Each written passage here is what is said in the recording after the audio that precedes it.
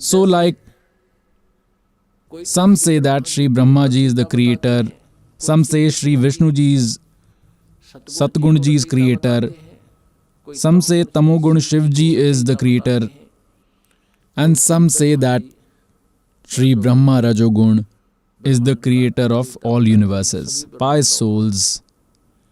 So this is folklore.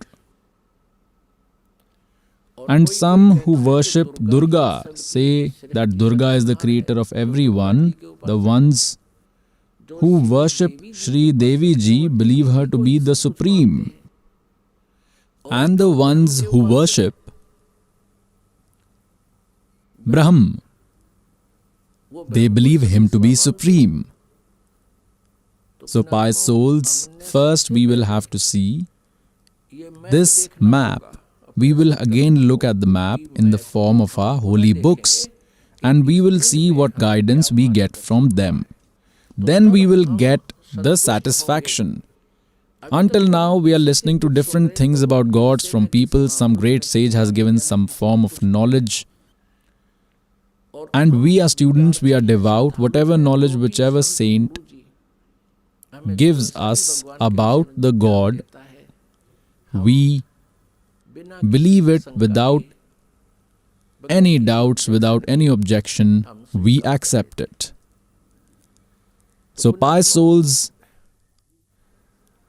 we need to first have the knowledge about who is God. We should have this information with us. And then we will succeed on the path towards God. Then no one will be able to confuse us.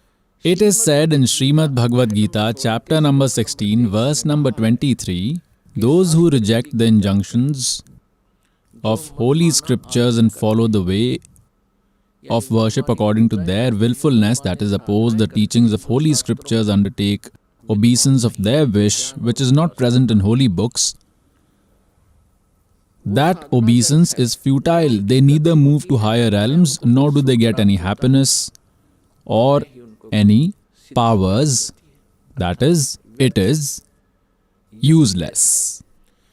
Then immediately in the 24th verse of 16th chapter of Gita Ji, it is said that for you, Arjun, determining what is to be done and what is forbidden. Kartavya means the obeisance that we were to do and what we want to do. The ones we should give up and the ones we should accept are based on the evidences from holy books. Do not trust the folklores. Then it is said in Gita Ji chapter 2 verse 53, O Arjun, when your mind will deviate from various types of knowledges that confuses you and will stabilize on just one spiritual knowledge, on that Supreme God, then you will receive devotion. And then you will become a devotee. At that time, your obeisance will begin when you will stick on the one true knowledge, when your mind will focus on knowledge in accordance to our holy books. You will not quiver and you will move forward on right path. Whatever steps you put on this path, it will be favorable for you. It will be beneficial for you. Now there is a lot of confusion about the creation of nature. Like for instance, people following Jainism, devotees, preachers, they say, there is no creator of this nature and there is no destroyer too. It is eternal. It gets created on its own and gets destroyed on its own. It is not like this. There are many other devotees. Some say Vishnu Ji is the creator. Like I already told before, today I will tell you about this in special details. Now as the scenario of God Kabir Dev Ji was going on, that he is complete Almighty, he is complete Brahm, complete God. You will not be able to believe this until you become aware of his qualities. And where are these qualities? These are written in life history, their autobiography. For instance, the details about Sri Vishnuji, Shivji, Brahmaji can be found in their life history. It is written in their histories, Puranas. Similarly, God Kabirji's glory is written in Sukshma Ved. This servant had read in the history of Adi Shankaracharya ji that too he has supported the existence of it. Adi Shankaracharya ji had said that 4 Vedas, Rig Ved, Yajur Ved, Athar Ved, Sam Ved, are available here, and the 5th one is Sukshma Ved. Now the reason for this was that the 5th Ved, Sukshma Ved, on Mount Kailash was destroyed by Kal. God himself descends from Satlok to provide that Sukshma Ved. He descends here from eternal place. He comes to give us the knowledge that was destroyed by Satan. All that hidden knowledge that was destroyed by Kal, by this Brahm, he has kept it hidden. He doesn't get it exposed to anyone. So, to tell about that 5th Ved, God comes here. It is written in that 5th Ved that information from that Ved, that knowledge was spoken by God from his holy mouth about 600 years ago. That is why it is said in Gita Ji chapter 4 verse 32 that Arjun, in Gita Ji chapter 4 from verse number 25 to 31, it is said, some worship God, some do self-study of scripture, some perform fasting and non-violence.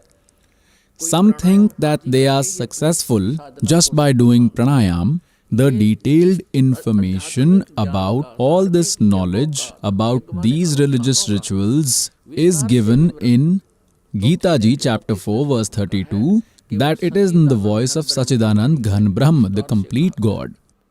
Here in Gita Ji chapter 4 verse number 32, due to lack of spiritual knowledge, these translators have misinterpreted this verse. It is written as Brahmane Mukhe. In the original script, translators have translated Brahmane Mukhe as in the voice of Vedas. This is wrongly written. It is wrong translation. Brahmane Mukhe means in the voice of Sachidanand Ghan Brahm, which God speaks from his own mouth. A fairly detailed account of it is given in the words spoken by God himself, and that is Kabir Vani. They have translated Brahmane wrongly here. They wrote Veda, and in Gita Ji chapter 17 verse 23, Om Tat Sat Itini Nirdeshah Brahmane Trividah Smritah. They have translated Brahmane correctly because they did not get distracted. They have written the meaning of Brahmane as Sachidanand Ghan Brahm.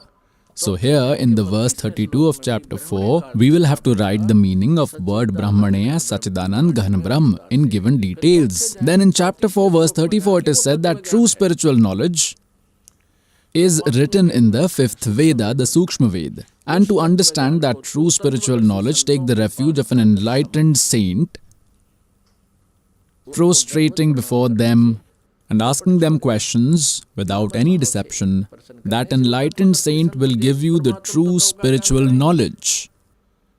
This also proves the fact that the giver of knowledge of Gita is not aware about the 5th Veda. Therefore, he has left this option that to understand this true spiritual knowledge, you will have to take refuge of an enlightened saint. So God Kabir Dev Ji himself descends to play the role of an enlightened saint. So 600 years ago, because God Kabir Ji had descended on earth in the form of a human baby, and he had appeared on a lotus flower in a pond named Lehartara in Kashi city, now Varanasi. In 1398 AD, that is 1455 in the month of June of Vikram Samvat Hindu calendar. And he grew up performing marvels. He was taken by a weaver couple named Niru Nima, and being in that occupation, he was called a Julaha or a Dhanak, He has told and written in that Sukshma Ved 600 years ago. This servant wants to bring that knowledge to you in my own words.